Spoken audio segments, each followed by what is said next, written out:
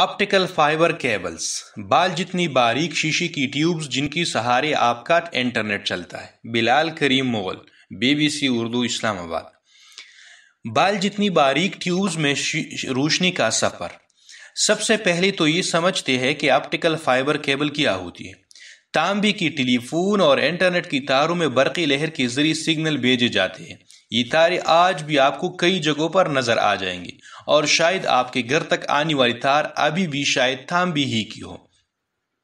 لیکن جب بات آتی ہے پورے ملکوں کی انٹرنیٹ ٹریفک ایک جگہ سے دوسری جگہ پہنچانے کی، تو آپٹیکل فائبر کیبل کا استعمال کیا جاتا ہے، کیونکہ یہ کم سے کم وقت میں زیادہ سے زیادہ ڈیٹا ٹرانسفر کر سکتی ہے۔ یہ اندر سے ایک شیشے کی باریک ٹیوب جیسی ہوتی ہے جن میں بجلی کی بجائے روشنی کی لہر سفر کرتی ہے۔ زیادہ سائنسی تفصیلات میں جائے بغیر یہ جاننا کافی رہے گا کہ اس کے فوائد میں تیز رفتار ڈیٹا ٹرانسفر سب سے پہلی چیز ہے۔ یہ ٹیوبز تو خود انسانی بال کی طرح ہی باریک ہوتی ہے، لیکن چونکہ یہ شیشے کی ہوتی ہے اور ابھی کافی سخت ماحول میں رکھا جانا ہوتا ہے، اس لیے ان پر سٹیل اور دیگر مختلف سخت میٹیریلز کی کئی تہیں چڑھائی جاتی ہے۔ انہیں سمندر میں ہی کیوں بچھایا جاتا ہے؟ ضروری نہیں کہ آپٹیکل فائبر کیبل صرف سمندر کی تہ میں ہی بچھائی جائے، کبھی کبھی انہیں زمین پر بھی بچھایا جاتا ہے۔ پاکستان چین اقتصادی راہداری یعنی سی پیک پروجیکٹ کے تحت خنجراب پاس کے راستے پر بچھائی گئی ایک آپٹیکل فائبر کیبل کے ذریعے پاکستان اور چین کو بھی منسلک کیا گیا ہے۔ اس کے علاوہ زیر سمندر 6 ایسی آپٹیکل فائبر کیبلز ہیں جو پاکستان کو باقی دنیا سے جوڑتی ہے۔ ان میں سے 4 کا انتظام پاکستان ٹیلی کمیونیکیشن کمپنی لمیٹڈ PTCL کے پاس، جبکہ 2 کا انتظام ایک نجی کمپنی ٹرانس ورلڈ کے پاس ہے۔ یہ تمام کیبلز کراچی کی راستے پاکستان میں داخل ہوتی ہے اور ملک کو مشرق بعید سے لے کر مشرق وسطی، افریقہ، یورپ اور دنیا کی کئی دیگر ممالک سے جوڑتی ہے۔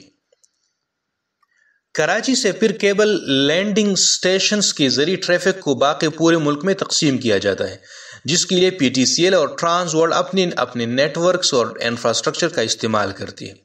PTCL میں جنرل منیجر آئی پی نیٹ ورکس شبانہ اکرام نے ہمیں بتایا کہ سمندر میں کیبلز بچھانا ان کیبلز کے لیے زیادہ محفوظ ہوتا ہے بنسبت اس کی کہ انہیں زمین پر بچھایا جائے۔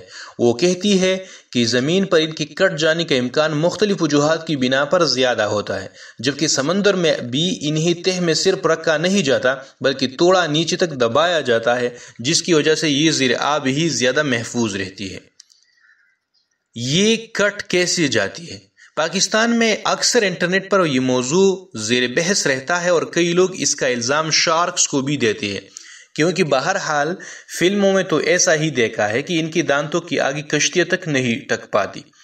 یہی سوال میں نے PTCL کی کراچی میں اس بلڈنگ کا دورہ کیا جہاں ان چیز سمندر آپٹیکل فائبر کیبلز میں سے ایک لینڈ کرتی ہے۔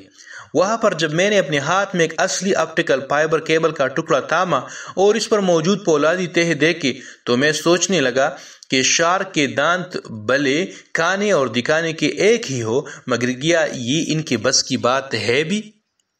وہاں موجود ایک انجینئر سے جب میں نے یہ سوال پوچھا تو انہوں نے مسکراتے ہوئے بتایا کہ ایسا ممکن ہی نہیں۔ ان کے مطابق ان کیبلز میں سب سے زیادہ کٹ بحری جہازوں کی وجہ سے لگتے ہیں، جن کی 20 ٹن وزنی لنگر اگر آپٹیکل فائبر کیبل کے اوپر گر جائے یا لنگر واپس اٹھاتے ہوئے یہ کیبل کسی طرح اس میں پھنس جائے تو پھر اس کا ٹوٹنا یقینی ہے۔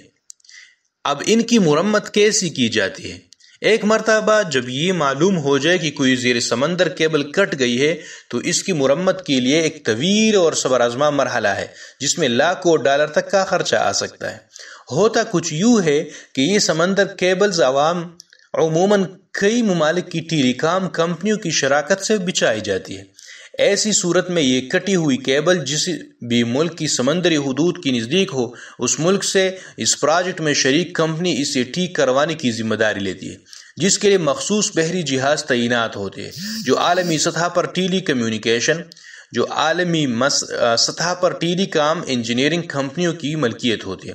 ان جہازوں پر 20 سے لے کر ہزاروں کلومیٹر تک فالتو آپٹیکل فائبر کیبل ہمیشہ لوڈ رہتی ہے، جس کی باعث یہ سمندر میں متاثرہ کیبل کی مرمت کر پاتے ہیں۔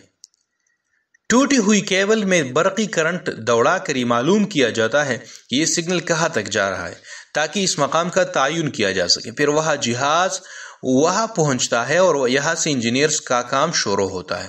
ایک روبوٹ کے ذریعے متاثرہ کیبل کو دونوں اطراف سے اٹھایا جاتا ہے اور پھر ایک حصے کی متاثرہ ٹکڑے کو کاٹ کر الگ کیا جاتا ہے، اس میں نیا ٹکڑا لگایا جاتا ہے اور پھر دوسرے ٹکڑے کے ساتھ بھی یہی عمل دہرایا جاتا ہے۔ پھر کیبل کی دونوں حصوں کو ایک دوسرے کے ساتھ جوڑ کر اس کی ٹیسٹنگ کی جاتی ہے۔ اس پورے کام میں ایک دن بھی لگ سکتا ہے اور موسم خراب ہو تو کئی دن بھی۔